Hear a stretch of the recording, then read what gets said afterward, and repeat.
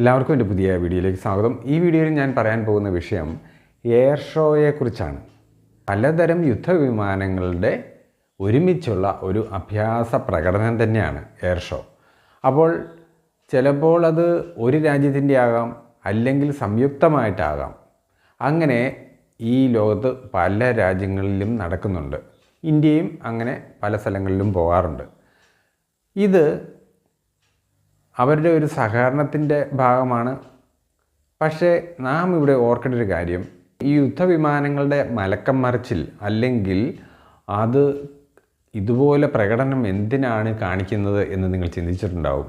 അത് ശത്രു രാജ്യങ്ങളുടെ കണ്ണിൽപ്പെടാതെ വിമാനങ്ങളിലൂടെ ബോംബുകൾ വർഷിക്കാനും അതുപോലെ മറ്റുള്ള ആക്രമണം ഈ വിമാനത്തിലേക്ക് വരുമ്പോൾ ആ ആക്രമണത്തിൽ നിന്ന് തെന്നി മാറി ഒഴിഞ്ഞു പോകാൻ വേണ്ടി പലതരം അഭ്യാസ പ്രകടനങ്ങളാണ് ശരിക്കും പറഞ്ഞാൽ അവർ പഠിച്ചു വച്ചിരിക്കുന്നത്.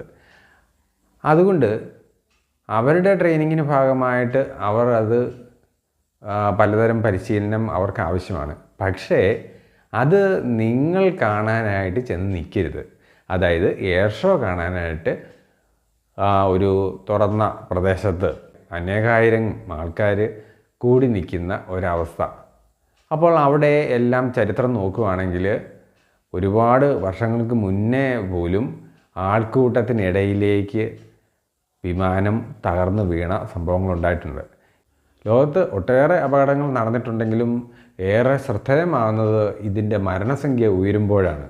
അങ്ങനെ വലിയ അപകടങ്ങളെക്കുറിച്ച് ഒന്ന് നോക്കാം.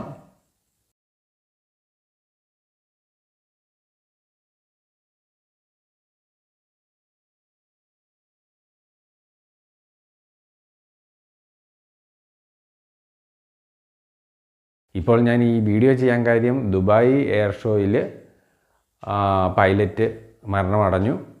പക്ഷേ അത് ആൾക്കാരില്ലാത്ത സ്ഥലത്താണ് വീണത്. അതുകൊണ്ട് അത്രയും ആൾനാശം കുറഞ്ഞു. ഈ എയർ ഷോയിൽ അപകടം വരുന്നത് 2-3 കാരണം കൊണ്ടാണ്. ഒന്ന് പൈലറ്റിൻ്റെ പിഴവ് കൊണ്ട്, അല്ലെങ്കിൽ മെക്കാനിക്കൽ എറർ, അതായത് വിമാനത്തിൻ്റെ സാങ്കേതിക തകരാർ, അല്ലെങ്കിൽ മറ്റ് വിമാനങ്ങളുമായിട്ട് കൂട്ടിയിടിക്കുക. ഇങ്ങനെ ഈ 2-3 കാരണം കൊണ്ട് സംഭവിക്കുമ്പോൾ അതിവേഗമാണ് ഇതിൻ്റെ സഞ്ചാരം. അതുകൊണ്ട് തന്നെ കാണികൾ എയർ ഷോയ്ക്ക് ഇരിക്കുന്ന, അത് കാണാനിരിക്കുന്ന ആൾക്കാരിലേക്ക് ചിലപ്പോൾ വന്ന് വീഴാം. അതുകൊണ്ടാണ് ഞാൻ പറയുന്നത്, എയർ ഷോ നിങ്ങൾ കാണണമെങ്കിൽ അത് ടി വിയിലും അതുപോലെ ഇൻ്റർനെറ്റിലുമൊക്കെ പരിധിയാൽ തീർച്ചയായിട്ടും നിങ്ങൾക്ക് കാണാൻ പറ്റും. അതുകൊണ്ട് നിങ്ങൾ ഒരു സേഫ്റ്റി ഈ കാര്യത്തിൽ ഓർക്കണം. അപ്പോൾ എല്ലാവരും ഈ കാര്യത്തിൽ ശ്രദ്ധ വയ്ക്കുക. എയർ ഷോയ്ക്ക് നിങ്ങൾ പോകാതിരിക്കുക. അങ്ങനെ ഒരു അവസരം കിട്ടിയാൽ അത് ഒഴിവാക്കുക. ഇനി അത് ഏറെ ഇഷ്ടമാണെങ്കിൽ നിങ്ങൾ ടി വിയിലോ കമ്പ്യൂട്ടറിലോ അല്ലെങ്കിൽ മൊബൈൽ ഫോണിലോ ഒക്കെ കാണാനായിട്ട് ശ്രമിക്കുക.